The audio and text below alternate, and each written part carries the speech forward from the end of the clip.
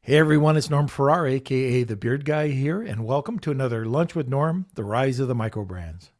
Lunch with Norm, lunch with Norm, lunch with Norm, lunch with Norm. All right, so today we're going to be bringing first-time guest on, Jon Elder, and we're going to be talking about, this is probably one of the most interesting topics right now because everybody's interested in this. But brand stories, one. But the second part to this is going to be about competing with Chinese competitors. How's that? So I'm interested to hear what Jon's going to have to say about it. But before we do that, I'm interested in what Kelsey has to say. Kelsey? Hello, happy Monday. Well, happy Monday, sir. Now that you're not at the house anymore. I know, you're still sour about that. Hey, Marcia.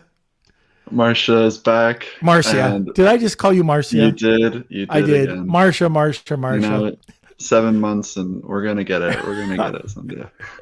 Hey, Rad Andrew. Welcome, Rad. Oh, Shanghai Andrew. Today, huh? Steven. Hey, Steven. How are you doing? Okay, what are you going to tell people to do? Oh, actually, I noticed on social media that Steven had some great success with his Amazon he's been sharing. So congrats. I think he just launched his product. So hey, let us know. Put it in the comments, Steven, about what's going on with your Amazon. Yeah, we'd love to hear.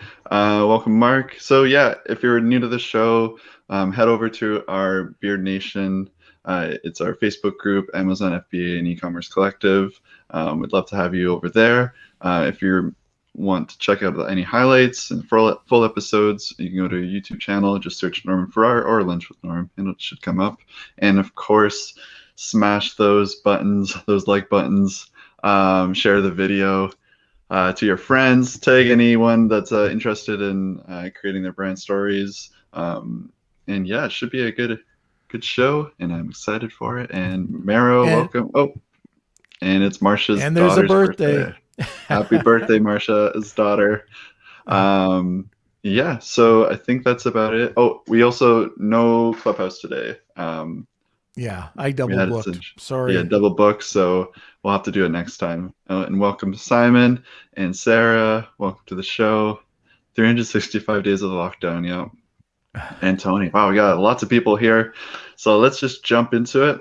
Okay. Well, just before, we got something that we wanted to talk about. Well, first of all, Kels, I'll just do your thing for you. Remember, guys, smash those likes. Ring those bells, do whatever you have to. We're going to have a great episode. If you know people that are interested in trying to compete with Chinese competitors, let's get them on. If you can tag them. We've got a giveaway today too, so I'll get Jon to talk about that. I think you guys are going to like it. So get ready to tag a couple people to get an extra vote in as well. Also, I will be announcing today, Kelsey doesn't even know about this, the contest that we're going to be doing. Oh, interesting. Yes.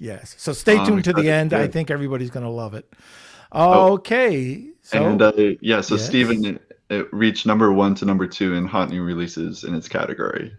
Very good, sir. Yeah. Very good. Congrats. Okay. All right. Let's get this thing started. Let's do it. Okay, move off. There we go. All right. So let's see. If you have any comments or questions, put them over in the comments section. And sit back, relax, grab that cup of coffee, and enjoy the show. Hey, Jon. Hi, Norm. How you doing? Good. I'm faking it today. I have about a drip of coffee left. I've put the emergency notice out to Connie, so she should be coming down anytime, I hope. Yeah, well, you're a step ahead of me. I don't have any coffee. So. Oh, my gosh. How can you do a podcast without coffee? I see in Texas. Hey, why don't you tell everybody a little bit about yourself, what you do, and then we can get on to this. So we'll start phase 1 with brand story. We'll end up with Chinese competitors. How's that? Yeah, awesome. Yeah, I'll just give a quick run through. So my background's a little different. I actually went to University of Washington in Seattle and thought I was going to be in construction management the rest of my life.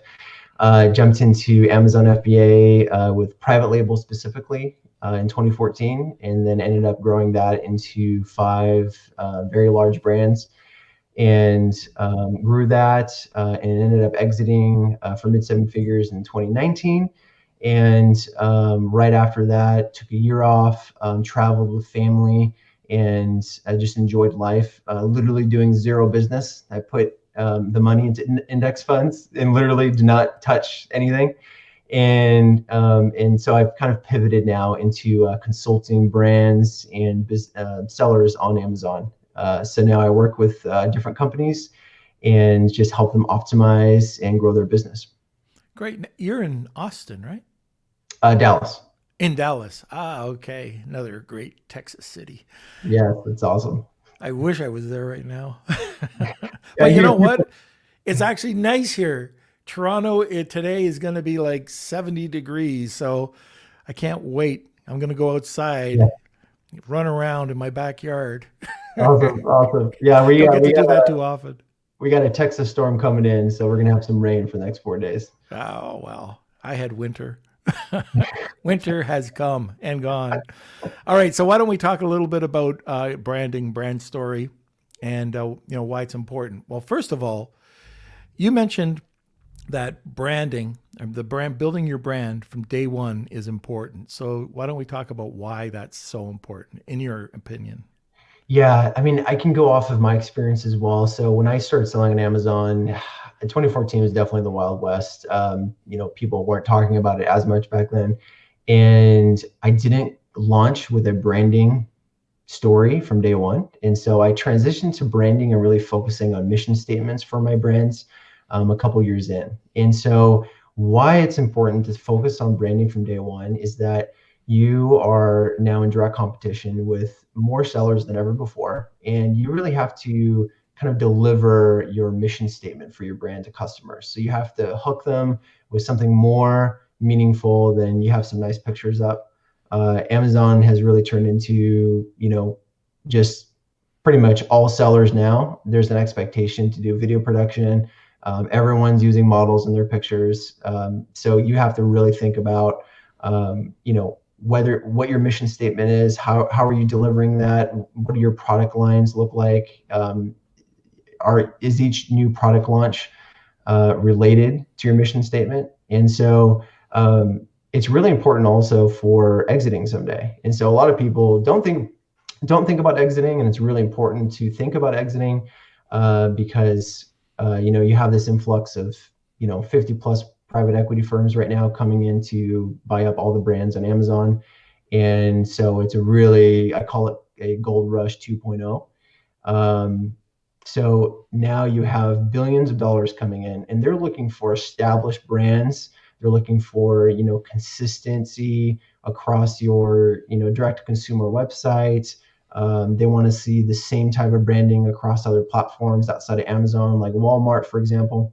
And so, that's another aspect that a lot of people don't think about. They're like, oh, I don't need to be worried about branding. I'm just going to have some nice pictures. But it really comes down to customers on Amazon have changed, and now they want to be buying from a brand on Amazon.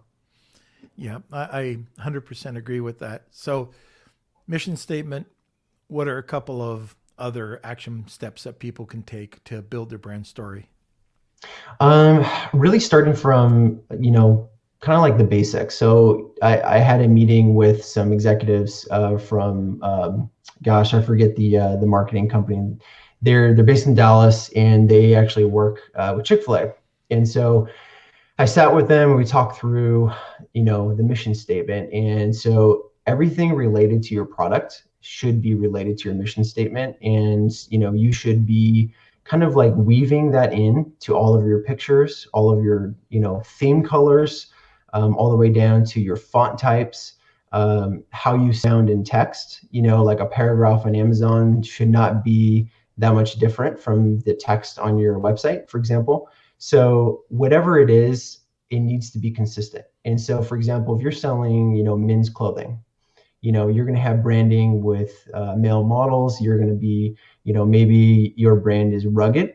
And so everything related to that brand needs to focus on, delivering that to the customer. Right. So consistency.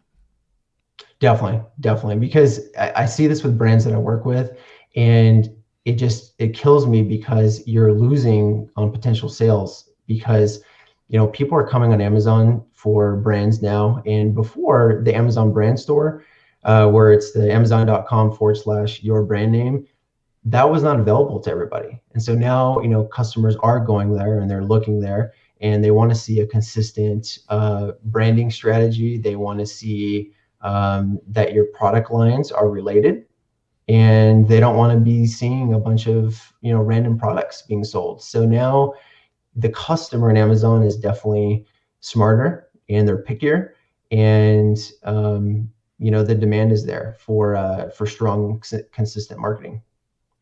Yeah, Amazon's giving you the tools. So, like you said, back 2014, you didn't have them, but Microsoft, Amazon's actually come out and said how important the brands are. They want to sell brands, and they've given us Amazon posts. They've given us, you can go as far and say even the images, but the A plus pages. A plus pages talks about your brand. That's everything about your brand. Then you can take a look, Amazon posts, Amazon Live. You get followers there just like you would in social media, and you can take a lot of your social media posts and use them there.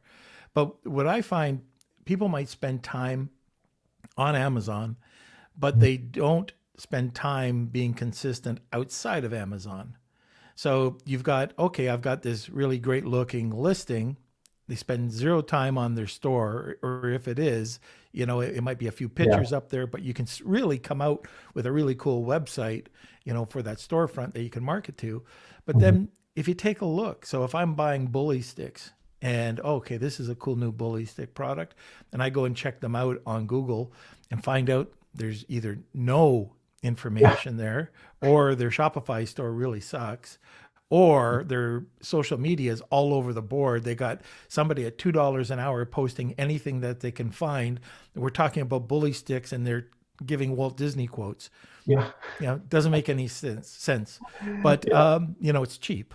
So, but that's where it all kind of comes together, isn't it? When it's consistency throughout, and that's, I think, the key word, throughout the brand. Would you agree?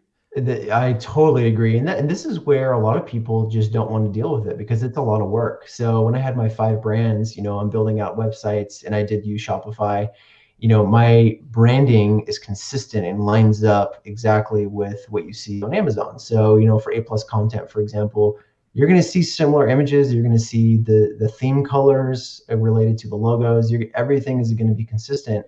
And then, really diving into what you're posting on Instagram and Facebook, that takes a lot of effort and work. So you have to hire video production. You have to splice those videos and, possibly outsource that. But there's, management involved there for, I don't like the look of that video.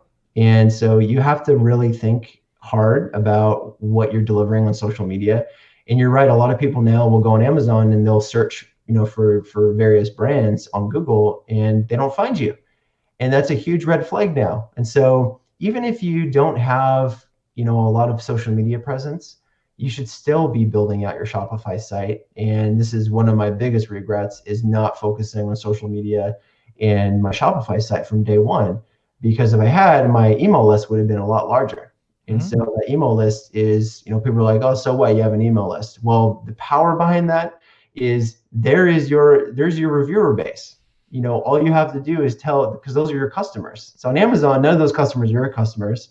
You don't even get their names anymore. And so now you're forced to think outside the box. And so that's where your email list comes in, and throw them a discount, and then you get a flood of reviews that way. So that's just one example of, the benefits of, building your brand outside of Amazon. So I believe you did approximately a $10 million exit, correct? It was mid-7 figures. So it was an 8-figure business, and then I exited mid-7 figures. Yeah. All right. So if you did not have, well, you said you didn't. I wonder how much that would have increased your valuation if you had a list of customers coming off of your Shopify site. Oh no, I did. So Oh, you that's did? why, Okay, yeah, I that's why the misunderstood. exit was larger than a lot of other sales that you'll see. I had email lists set up. I had actually hired a marketing agency to, take all the video production that I did and have them, splice it and do little snippets of videos and do that on Instagram and Facebook. And my return on investment, I'd say I averaged right around 7%. And it really was kind of, you throw this amount of budget, these are the sales you're going to kind of expect. And for me, I was kind of targeting right around $10,000 in sales a month. And the reason why I held back on capital there was because Amazon is absolutely incredibly effective. And so my return on investment was significantly higher with PPC ads on Amazon. So I did the Shopify marketing and social media as just to diversify myself. Okay. New brand comes onto the marketplace. What's the biggest thing you can say or advice that you can give to expand their presence? Definitely to, I would say, really focus on social media. Really focus on social media. I mean, that alone drove incredible amounts of traffic and drove traffic back to my Amazon listing kind of organically. So when I was doing social media, I was growing my brand presence online. That also helps to get into top 10 lists, for Christmas time, things like Mm-hmm. that. So that will get the attention of various journalists. But growing the traffic organically through social media was really helpful. And of course, everything it points back to my Shopify site, but some people ended up going to Amazon, and so I definitely noticed an uptick in sales that way. But um, definitely focus on social media, and then to outsource it to a marketing agency. And typically, they charge you a fee. That could be as cheap as $1,000 a month, and that could go up to $10,000 a month. But they're just total pros at it. And really, as a business owner, your focus is expanding your product lines, expanding your brand.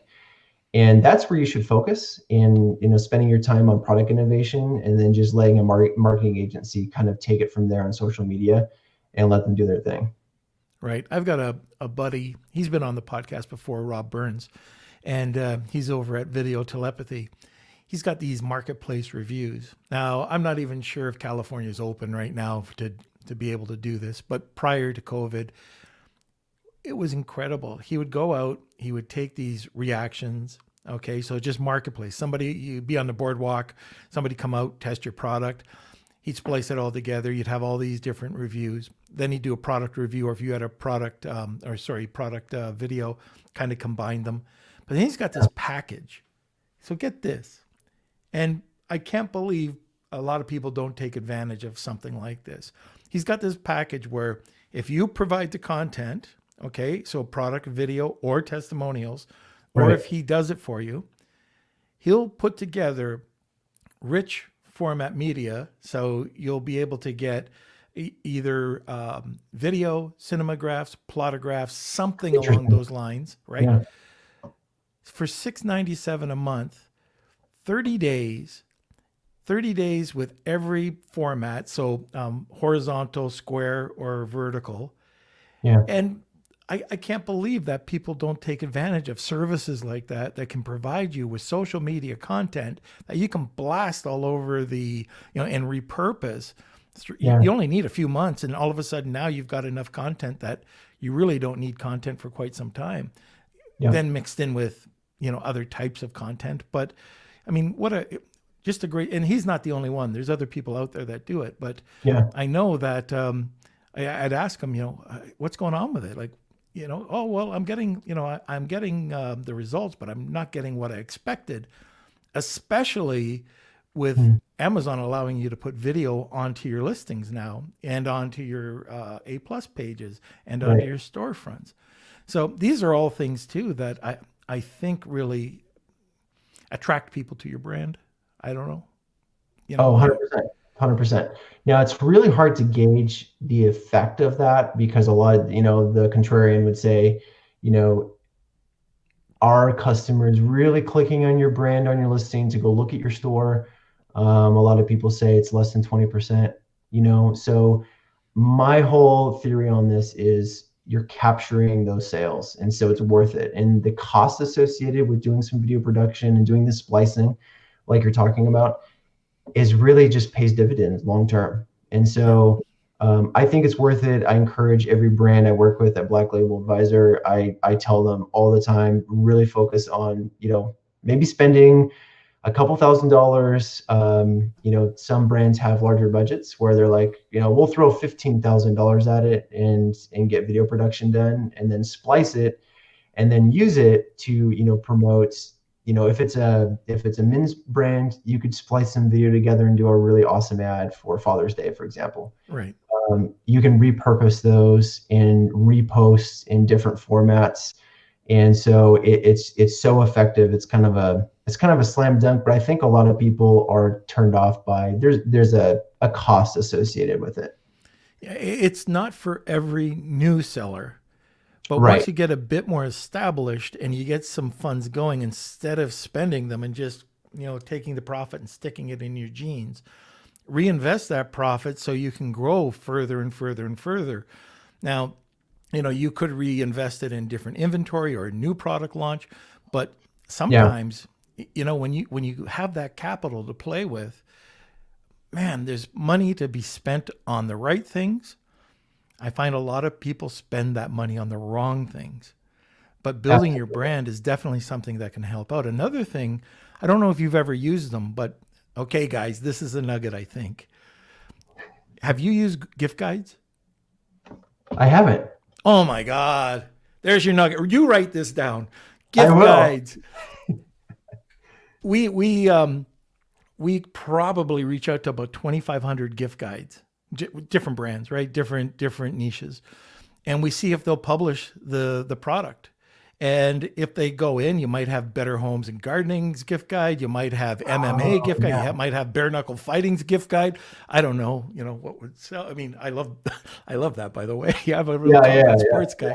But anyways, gift guides are, Mother's Day's coming up.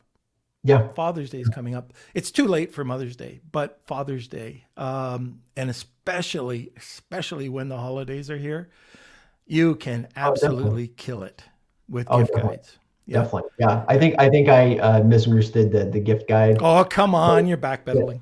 Yeah. No, I dabbled a little bit in it. It was just I found it hard to get into those. Yeah. And it took some effort to, communicate with the media outlet and whoever was publishing it. But yeah, those are very effective. Yeah. You can't, they're absolutely, just type in gift guide and you can find out who the main gift guides are and you can approach them. You're right. Sometimes they are a little bit tough. You can also reach out to, there's companies that specialize in getting you into gift guides, but try it out. You will probably have to send them over a product. Some gift guides you'll have to pay.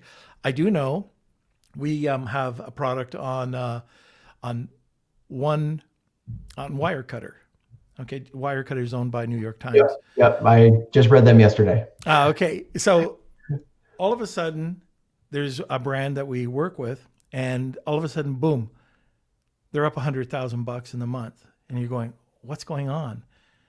Sure enough, and I'm talking about it in the week, so you'll just see the spike go. What's going on?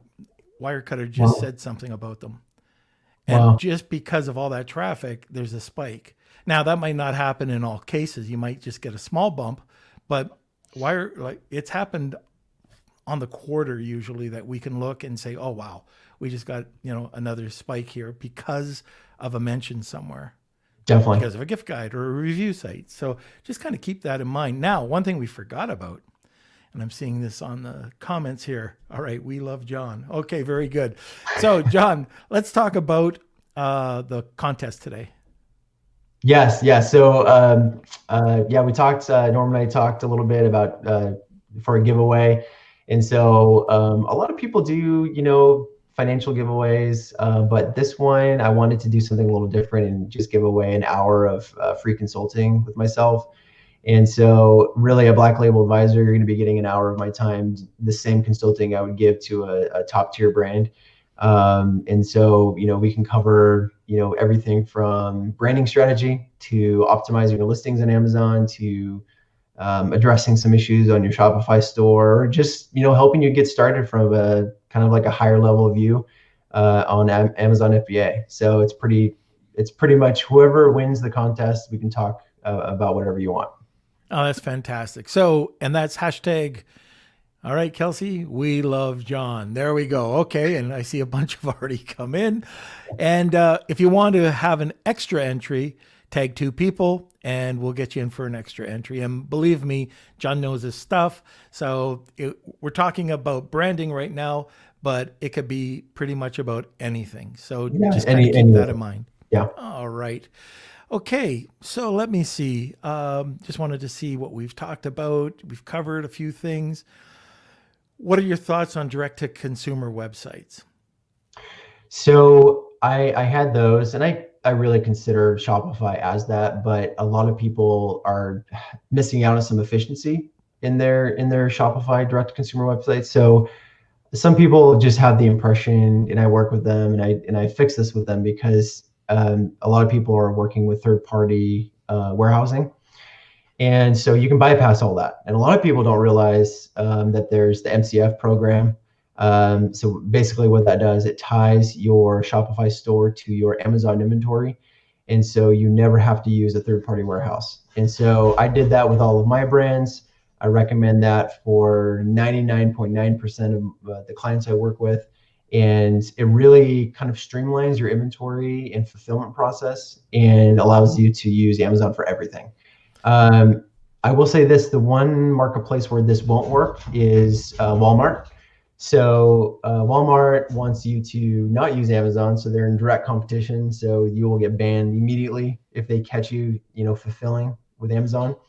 And for that, you do end up having to get a 3PL to fulfill those orders. But really, everyone who's focused on Shopify and Amazon should be fulfilling from the MCF program. And so the only exception to that is someone whose brand they want to kind of deliver, unique packaging, and they don't want the Amazon Prime label to show up at someone's door. But from my experience, 99% of customers rip open that box and they don't even think about the Amazon branding anymore.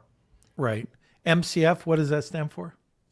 Oh gosh, that's like, let me look that up. Merchant fulfilled. It's a really awesome program on Amazon, multi-channel fulfillment. So okay, yep. You'll see orders show up as Shopify orders on your Amazon backend. It's absolutely amazing because you're not paying the referral fee, for example. That's what I was just going to say. So I know there would have been a question about this. In Shopify, if you're using the is that what it's called, MCF app? Yeah. Okay, so yeah, you're not paying a referral fee at all. So you're only getting the pick pack fee. Can you take advantage of their shipping rates as well, or is that on you? So you do get advantage of that. And so typically when I'm helping people set up stores, I typically recommend to just cover those fees. And so I try not to get greedy with that, and because some people charge a little more and make profit that way. But it's better just to match Amazon's, charge what Amazon is going to charge you on your Shopify store and just streamline it that way. Right. Do you find that those charges are as attractive as they are in Amazon? I mean, they've got great rates if you're sending product in, right? Yes. They're very attractive. And to be honest with you, whenever people switch over, they always tell me, why didn't I switch over sooner? And I'm actually working on an article about the MCF program. So it'll kind of, shed some light on it because very few people use the program. Very few people talk about the program. And Amazon honestly does a terrible job promoting the program. but it was instrumental for me to streamline my inventory when I was running my business. So I definitely encourage it. One of the things that you can do with this program as well. So I've got soap. So I have a soap club, and I needed a letter to go out with the soap and a soap dish on the first order. So they would actually bundle it, and then it would be a pick fee for the letter with you could bundle it all together. So it's something that you couldn't get Amazon to do. But if you send in the letter, if you send in the dishes, if you send in the soap, they'll take one of each and they'll put it together. And send it out, which is kind of cool for a subscription service. Definitely. That's very cool. Yeah. So yes, I've taken advantage of the program as well in a couple of different areas, but most of the time it's just shipping straight product. But if somebody's got a program where you need to do something very specific, they will do that for you. Don't know why they won't do that for you in Amazon, but anyway. Oh, look I get more coffee. See, I told you, John, I drink a lot of coffee during this podcast. Thank you. There we go. Second. Okay. So now for the second half of this, do we have questions for John about branding?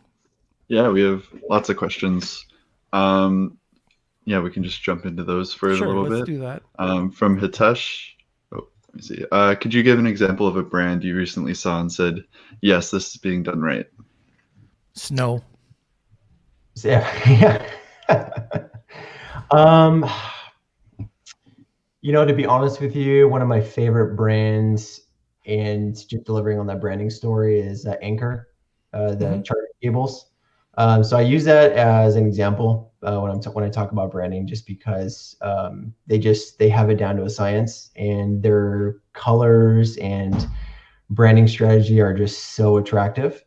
And I was actually talking to a client recently about how they combine the colors from their logos also with the colors on the parts of their chargers and things like that. So if you look at some of their products, the same blue color will tie into their logo and their theme colors on their sites. So they just do a fantastic job of showing, their product catalog and their, the comparison charts and A+ content. They do a fantastic job showing the different capabilities. If you look at portable chargers, things like that, or power banks. And I just love their branding from a visual standpoint. There's two companies that come to mind when I'm looking at something like this. When it comes to complete, just killer branding. One I like. Snow is one. Ruby's been on, and Josh will be coming on very, very soon. But they took from 0 to 9 figures fairly quickly in a few years. Wow. And they did it right. Not only did they do their brand, but if you take a look at how it was designed and the product expansion, so how they diversified the brand, it was perfect. I mean, just perfect execution. And Ruby's been on a couple of times, and she's talked about it. Really great stuff. So if you haven't seen Snow, I know some of our listeners have got a gift pack from Snow, but they're incredible. The other one, Joe Martin, he came on last month, and he went in a few years from 0 to $500,000 or $500 million exit, and that's with BoxyCharm. So if you get a chance, take a look at both of these products. BoxyCharm. BoxyCharm. It's a subscription-based product, and he just did it a little differently. We have the two podcasts. I'm not sure what they are, Kelsey. Maybe you can pop them into the comments for people to take a look at. Very but cool. Man, this guy did it right. Him, Ruby, Josh. I mean, they did it right. So listen to those about brand story as well. Also, Jeff Sass. It's everything I learned about branding, I learned from the Toxic Avenger. Another really great brand guy that I can highly recommend. He's over at paw.com. Anyways, all these brand guys, and I love talking brand. And, when you see it done right, man, you can just see exponential growth if it's done Definitely. right. Yeah, definitely. All right, next, Kels. This is from Dr. Cause. Yep. Hey, John, on ad spend and percentage, how much would you allocate to brand awareness? Oh man, as much as you can afford, to be honest with you.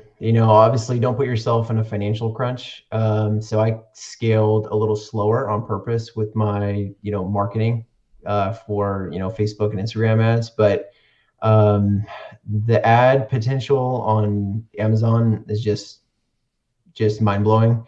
And so just to go into it slowly and scale as much as you can afford, because really, if you're getting, return on investment of 7%, or even 10%, that's pretty strong. And so it really comes down to how much you can afford in your business budget.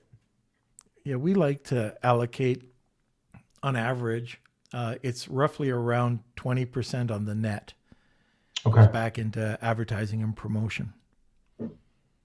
Yeah. I mean, it comes down to, when I'm talking to people who sell on Amazon specifically, a lot of their capital is allocated towards brand expansion through product launches. And so there's just a ridiculous amount of money that's involved with inventory. And we're talking about, 250,000 orders, sometimes 500,000. And so, a lot of that capital gets soaked up just on physical products. Mm-hmm. And so Amazon sellers specifically, the return on investment is much higher on Amazon PPC. And so a lot of them don't, expand into, social media and their DTC website. So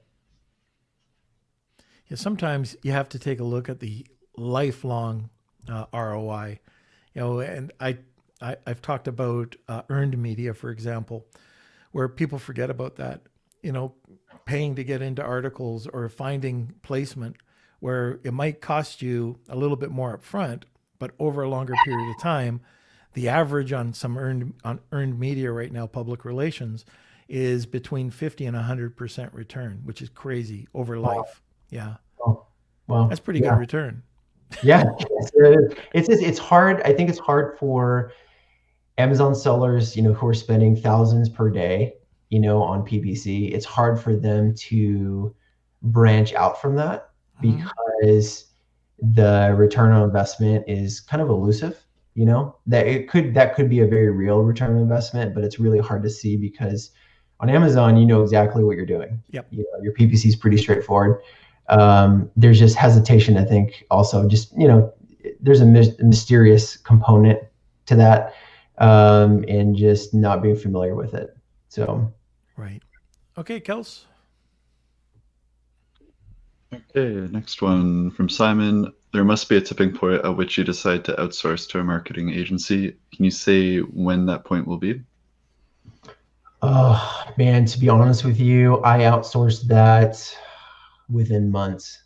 And the reason why is because it was taking up so much time and I just wasn't a pro at it. So I'm a huge believer in outsourcing things if you are not the pro. So for example, PPC agencies for Amazon, outsource that. Marketing companies who will take your ad budget for social media and use that to bring traffic to your Shopify site, outsource that immediately if you can. There, like I said before, there's a range of fees associated with it. Here in Dallas, there's one company called CJ Marketing. I worked with them for years and recommend them to people, and it's pretty affordable in terms of what you're going to get. And but I would encourage you just to outsource that because as the business owner, you really got to focus on innovation and continue to expand your product lines. Excuse me. So you really have to think about where you want to be spending your time in the business. And honestly, most of the people I work with, the marketing budget that's outsourced very, very fast. Mm-hmm. Yeah, a lot of newer Amazon sellers. I know I get these calls all the time. Oh, we do anything for $250? Can we do anything for $500? it's so limited, and I know what's going to happen if they don't come in and work with a budget that's reasonable for custom and really high quality. It's very tough. I've gone through, we've talked about it probably in the early podcast about the nightmare I had trying to find real quality social media people. And we went through 50 to 100 to just finding out that here's the strengths, here's the weaknesses. We couldn't tie it together. Now we've got some people on board, but it was really tough because you go in and you see these profiles and you ask all the right questions. We have a professional recruiter, and yet we saw their work and it was like, oh man, how did we make this mistake? Yeah. But it was consistent. It was a consistent mistake. So anyways, what we've done is, for the most part, hired more local, or if we've gone overseas, it's been at a much higher rate and we've seen a much higher standard of quality. But if you're expecting to get $250 a month or $500 a month, you're going to get what you pay for. No, it was, let's see, it was a couple thousand a month, and I hired local as well. And so the benefit of that, I brought them to my office in Dallas, and they had an office in Dallas. And so we did, monthly meetings and went over expectations. We looked at data, we looked at demographic data, looked at, what was the return on investment. They would give us, forecasts, things like that. So hiring locals has quite a few benefits to it. Right. Okay, Kels. All right. From Shamir, what about flipping brands? When do you sell them? By the way, love you guys. Great work. Thank you. Flipping brands, that's one where there's really no good answer for that. So for example, from day one, when I started Amazon, I had a exit number in mind and I had it on a vision board. And so I funneled all my business decisions through that number, and decided to exit. The business, who purchased, or the buyer of my business, their long-term plan was to flip my brands within 5 years and for them to exit the brands. So it depends on strategy. For myself, it got close to that number. And for some people, it can get uncomfortable at certain revenue levels. Sometimes people get tapped out with the source of capital they have in their business, and they need to just basically sell their business to someone that's going to have better resources. So it really depends on your life stage as well. And so for me, it was a great time to exit. Just had a second baby. And so I was able to, enjoy my family and not worry about the money. So that's a really tough one to answer. Mm-hmm. Yes, there's so many variables. Yeah. Oh, by the way, you use a vision board? Just it's a whiteboard. Yeah. I use a vision gnome. He's always open to ideas. I love it. Okay, Kels. Okay, from Kyle, my problem with MCF is the item would come in an Amazon box, right? Not good for branding. Yeah, so that's changed. It doesn't.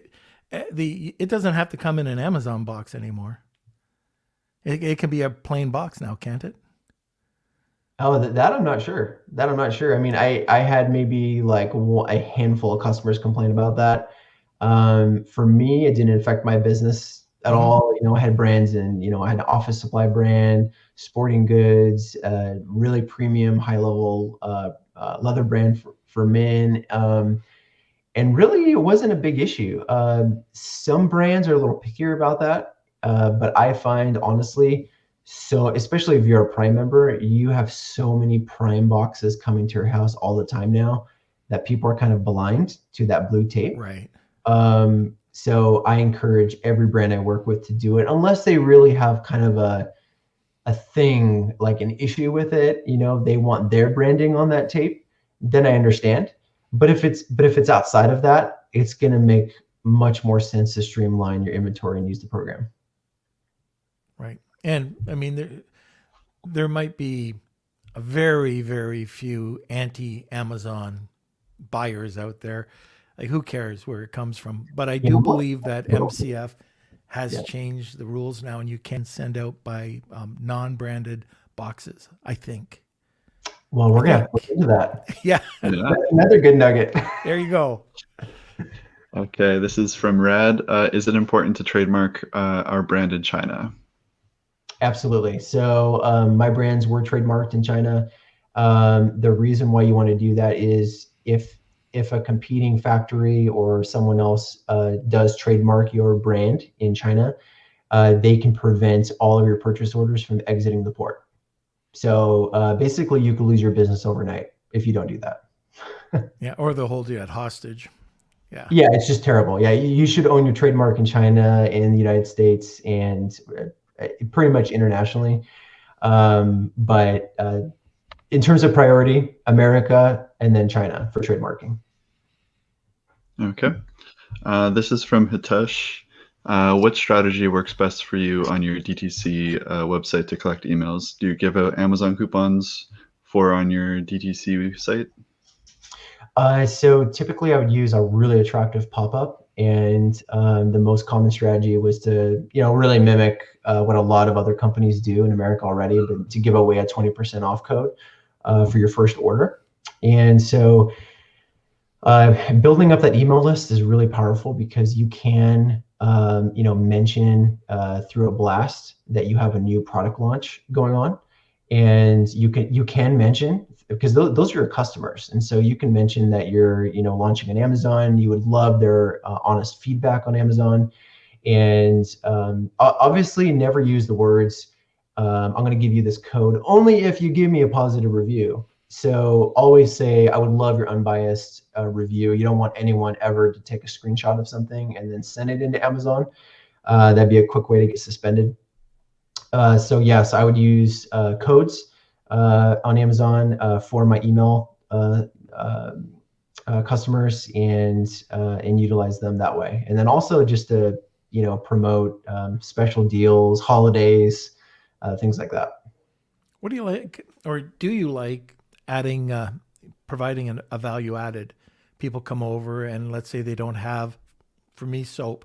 So they might buy product over at Amazon, and the QR code sends them over, and they might have access to a premium line of honey almond soap, or soap that you can't get on Amazon, and you'll send it out. You'll send them a bar for free because it's recurring, or something like some value added product that they cannot get on Amazon. So if that's related to the transaction at Amazon, I don't recommend that. So I actually do not recommend giving away any product, anything related to the Amazon transaction. Now, obviously on Shopify, you can do whatever you want, but on Amazon, it's so strict. All it could take is someone to, take some screenshots, take some pictures and send that in. And, someone could make the case that you're incentivizing reviews. So, but even you're not asking for a review, right? You're right. Amazon has published, terms of service that you should follow. The problem with Amazon is, depending on who gets that information from somebody, they could deem you breaking the rules, even though it's not published anywhere. So I take a much more conservative approach to it. So I'm never giving free product to anybody related to Amazon. Okay. All right, next. Okay, let's see. From Lifestyle Concept, would you rather have separate budget for PPC or just start and spend the profit from initial sales made via PPC? Can you ask that question again?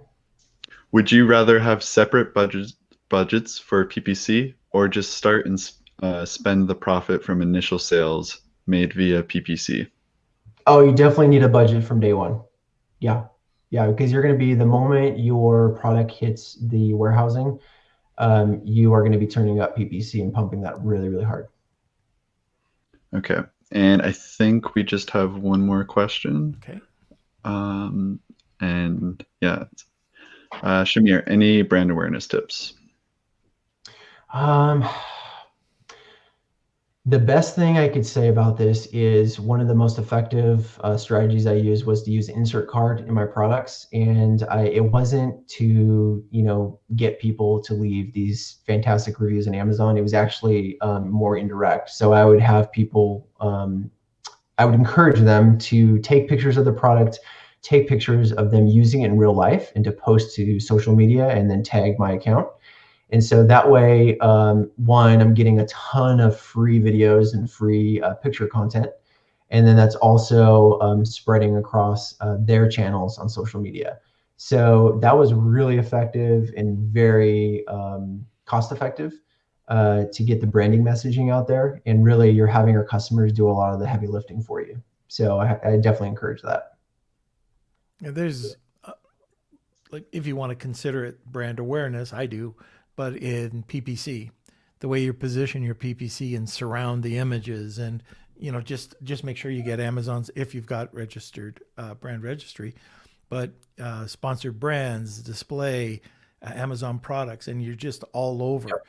And on your own name, by the way. You want to make sure that you just kill it with all, having every. Brian Johnson was on the other day, and he was talking about, protecting your brand and just surrounding everything, and just, it's all you. Well, a lot of competitors, it's a little dirty, but a lot of competitors will actually spend a lot of money on PPC ads for your brand name. Right. And so you, as a business owner, you need to make sure that no one's outbidding you for your brand name. Right. So that's something to keep in mind. A lot of people are like, well, what's happening to my sales? My PPCs, I'm spending all this money. And maybe they're not realizing that someone else owns their brand indirectly. Yeah. Yeah. That can happen. I see a new question come up. Yeah, this is from Jason.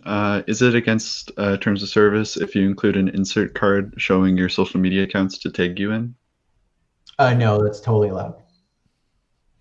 Yeah. And the bonus is if you ask people to tag you, you can take that as long as you give them the what am I trying to say? Help me, John. Once you give them the approval, then you can put it onto your Amazon posts, and you can repurpose it throughout all of your social media. So you can take all of this user-generated content and repurpose it a ton of times. So keep that in mind. That's a great. I love doing that on insert cards, by the way. Absolutely. Oh, Marsha. Okay, let me see. When you included that note in your product suggesting customers post photos using your products, how did you word your request? Don't most customers expect you to give them something when you ask them to post photos? No problem giving free product, just looking for the right way to do it. So this kind of gets into, there's different trains of thought with branding. So with every brand that I ran, and when I'm talking to clients, I'm always encouraging them to basically have a tribe of customers who absolutely love their products so much. They're not waiting around for deals. They want to share the product to their friends for free because they love it that much. And so that's really the strategy there, is to not be that business that's, giving away products, to get the social media content up, but you really want people to be doing it because they love your product. So that kind of gets into how your brand is viewed kind of in the marketplace. Really you should be extremely hesitant to do special deals. You don't want to be a Bed Bath & Beyond constantly mailing out to people like, here's a 20% off coupon, especially if you're a high-end premium product. Right, because people will wait to get the deal. Right. Yeah. Right. And remember, Marsha, that when you're doing this, just like John said, you've got that group. I call them brand ambassadors, but these are people that want your product and will do anything to support you.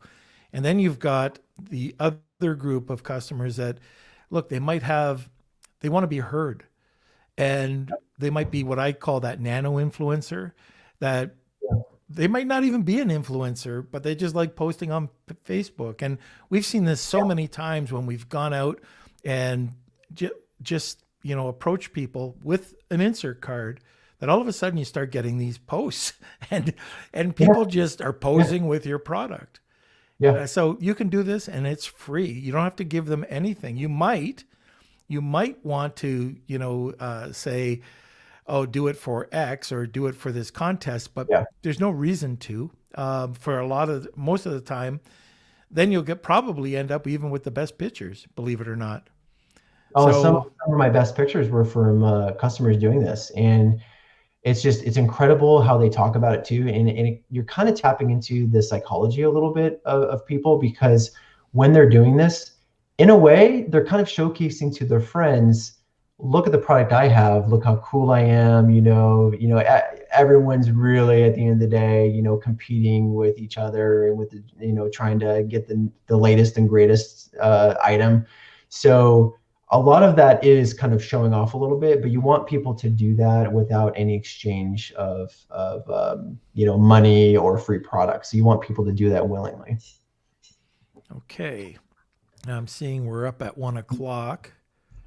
Yeah. So what are you guys thinking? There's Marcia just has a reply. Great answer. Thank you. My product goes on the back of the phone, so I have to figure out how to have them take photos, videos to post since the product is on their phone. In a mirror. Any ideas? In a mirror? Yeah. Or have a friend do it. Yeah. I guess the question to that would be, what does their product packaging look like? Because you could put a loose insert into the product packaging. But I'd have to know a little more detail about how she's packaging the product. Okay. And we got a comment from Kyle. We did answer this question, Kyle, so you might have to just back up the episode to listen to it. Okay. And I think that's it for questions. I think we got them all. All right. So just going to announce this one more time. So John's going to be giving away a free 1-hour session. We're going to be doing this at the very end of the show. It's going to be hashtag, I love John. There we love go. John. Now, I like John. I feel weird kind of saying that. But anyways, hold it, Kels. Go back. Yeah. Go back. Go back, Kels. Don't worry. Do your job right. Just setting things up. Hold it. Get off this. There we are. Nope, there we not are. You. Yeah. The other one. There. Okay. Do we have any quick? I'm talking about bullet points. I want to come get you back onto the podcast. This took up the whole episode. I thought we'd be doing half and half, but let's just talk about Chinese competitors. Can we just shotgun it and say, here's 5 things to do or 3 things to do? Just go ahead and then we'll go over to the Wheel of Kelsey. Yeah. I mean, the first thing is treat customer service like Zappos does. So, really truly delight every single customer, even if you feel they're scamming you, which is kind of weird to say, but even if someone, pretty confidently that they, their package didn't get lost or they're not having issues with the product, I always made an effort to say yes to customers. Right. So you're really not losing that much money, doing this. But whenever someone, wanted a replacement or they had an issue, I solved issues half the time with, gift cards on Amazon or a free product replacement. Really, most people don't ask for those things, but the people that did, and some of the people, I kind of wondered. You get those. But, I still said yes. Yeah. I still said yes. So basically, wrapping that up back to Chinese competitors, the Chinese have just absolutely atrocious customer service. And part of that is a language barrier. And the other part of that is they really don't care about branding that much. And so they are looking at their bottom line. And so that's a way to, make yourself look a little different versus other Chinese sellers that are out there. And then nugget number 2 would be, don't chase the low prices. So even when you have let's say you have 5 brand new sellers come in, they're undercutting by 20%, and they have some pretty kind of outlandish names. It's pretty obvious when the English is kind of broken in the listing. these are typically factories that are sending their product direct from China to Amazon warehouses, and they're bypassing the third party seller. Um, you should always be thinking about increasing your price. And so demand that price increase by focusing on branding, focusing on product innovation, focusing on, the quality of the materials you're using in your products.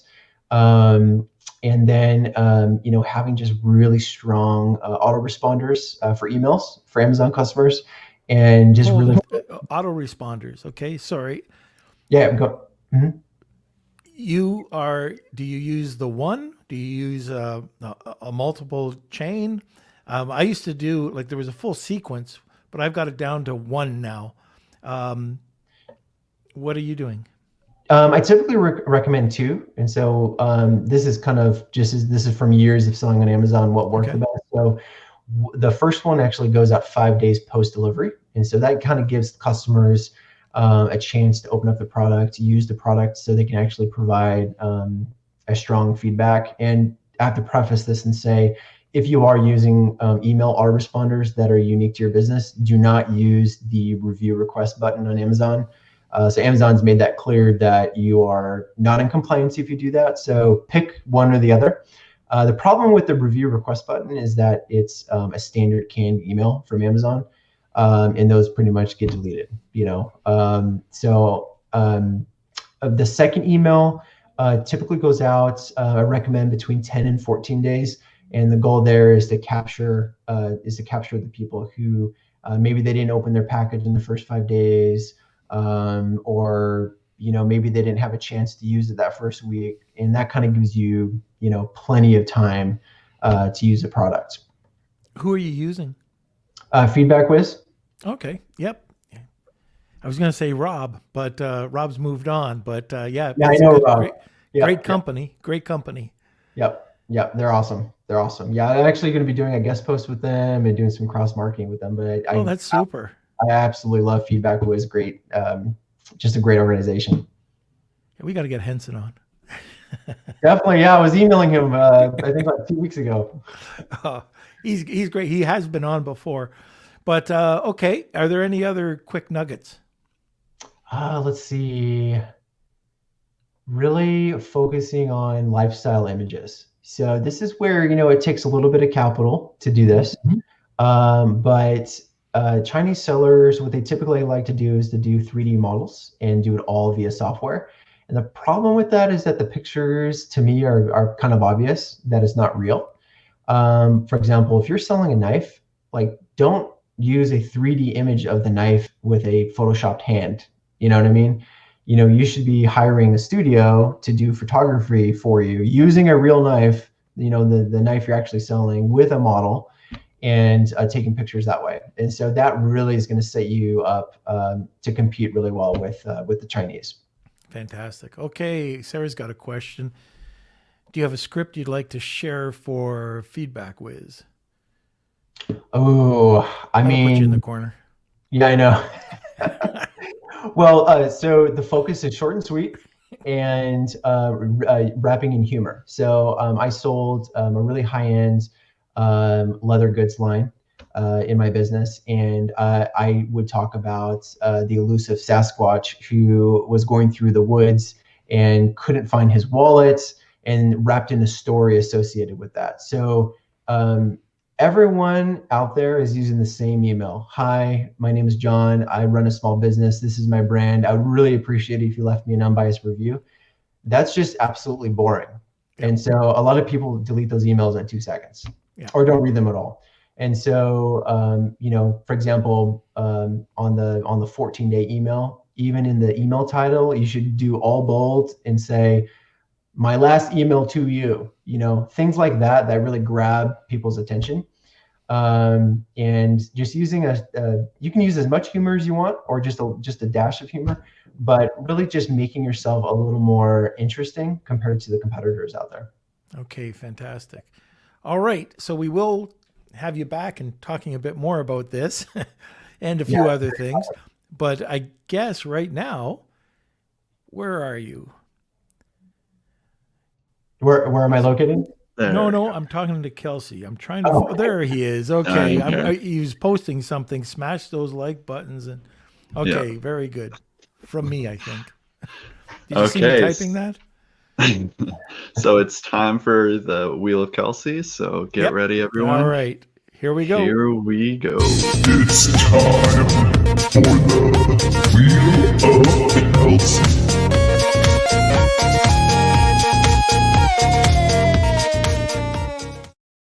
All right, It never gets old. it never does. It's great music. All right, so I'm going to quickly shuffle the names. I got everyone in there. And here we go for the 1 hour free consulting. 3, 2, 1. And you don't give this away. On a, What's that? it's not like somebody can go to your website and just book a free consulting. Oh, Andrew got it. Congrats, Andrew. Now, Andrew's got to stop saying the wheel is rigged. Okay, so yeah, this isn't something you can just go to your site. This is something that being on the podcast today is special. Like you can't just go and get a free Absolutely. consult with Absolutely. Yeah. So- So, typically brands come to me and they'll email me that there's actually no booking feature on my site. So there's a conversation typically with brands. So this is something unique and special. So it'll be fun. Great. Well, that's awesome. All right, sir. I can let you go. You're a little bit over, I know, but we had a really great conversation going today. Yeah. Great. And we'll have you on again. Awesome. Thanks, Norm. Thanks, Kelsey. Great. Thanks a Thanks, lot, John. John. We'll see you later. All right. So that was really interesting. Yeah, John's a that's great packed. guy. Lots of information there, especially he talks my language when we start talking about brands. But anyways, something special. So I think it'll probably start next week, but we've got a contest with 2 prizes, one within our group and one outside the group. Let me So- write this down. Yep, you write this down. So I was looking at the group the other day, and I was going, with some suggestions about, what the contest should be. So we're going to do another contest for a free iPod Pro, whatever it's called, or what are they called? AirPod Pros. Yeah, that's what I said, right? iPod. Okay. Well, sure. Yeah. Yeah. Okay. AirPod I'm Pros. your dad, agree. So we're going to do that, and we'll give all the details out next week. And also, we're going to do a second giveaway in the group. Any of the members that are a group will give away a free consultation with me on your brand, whatever you want to talk about, 1 hour long. So that'll be internally. And what we're trying to do will come out. We're trying to build the group. We're going to have a few different criteria. But anyways, this is something new that we'll have out, a new contest with a double. It'll be a double prize. How's that, Kels? You like that? I like it. Okay, there you go. So get started on it. It's all Kels now. He knows what it is. Now he's got to put something together. All right. So yeah, this isn't going to be announced right now. Like the contest isn't Because happening now. This is like in the future. So hopefully in the next week or two we'll get that. But we know that people were really wanting a consultation with you. So yeah, I think you got like no 40 problem. votes in the. So there we go. Cigar date with Norm. Yep, Perfect. you supply the cigar. I'll definitely be there. Okay. And just Okay. a reminder for everyone that there is no Clubhouse today. Yeah. So we're going to start that again next week. And it's also under a new name, but I'll put all that information in the Facebook group. It's no longer the Rise of the Micro Brands for the name. Well, for So- this the next episode anyway. Yeah. Okay, who do we got coming on over the next? We days? have Tom McNamara. He's from Data Privacy Podcast Yep. and Apex, I believe.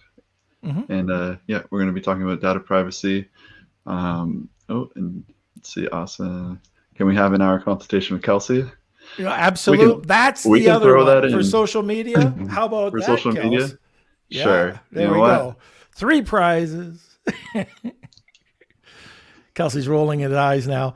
All right, No, let's no. get this done. Come on now. All right. Yeah. Well, what is it? 112 already? Whew. Yep. Went a little long today. Okay. Yep. So thank you guys for watching, everyone. If you haven't already, go subscribe to us on YouTube. That's where all the highlights and full episodes are, as well as like this episode. You can invite your friends to the Facebook group. If you are loving the content, if you are just watching from our Facebook page, get over to the Facebook group. Just do it already. And that's where all the fun stuff is. That's where that hour consultation is going to be. So make sure you check it out there. And I think that's it. Perfect. And we can wrap it up. All right, everybody. So join us every Monday, Wednesday, and Friday, Eastern Standard Time. This daylight savings time, no daylight savings time. Some people on daylight saving time. It's crazy. But anyways, Eastern Standard Time at noon every Monday, Wednesday, and Friday. Join us live. And thank you, everybody, for joining. Thanks for being part of our community. And we'll talk to you soon. Lunch with the